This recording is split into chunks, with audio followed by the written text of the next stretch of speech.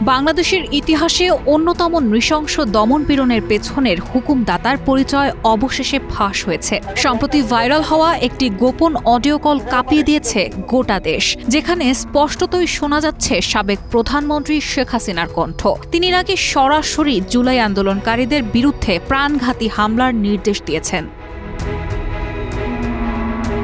এই ভয়াল audio clip এখন মানবতাবিরোধী অপরাধের অন্যতম জ্বলন্ত প্রমাণ হিসেবে বিবেচিত হচ্ছে। চাপা ইতিহাসের পাতায় রক্তমাখা এক অধ্যায় এবার সামনে আসছে কাঁপন ধরানো দলিল সহ।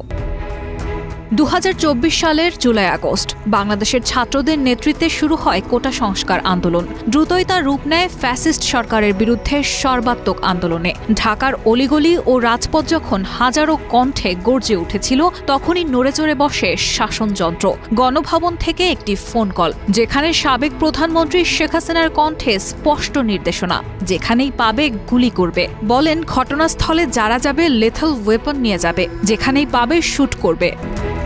এই ফোন আলাপটি 2025 সালের মার্চ মাসে অনলাইনে ফাঁস হয় এবং পরে তা যাচাই করে বিবিসি ও বাংলাদেশের অপরাধ তদন্ত বিভাগ। তদন্তকারীরা বলছেন, এই রেকর্ডিংই এখন পর্যন্ত শেখ হাসিনার বিরুদ্ধে সবচেয়ে শক্তিশালী প্রমাণ।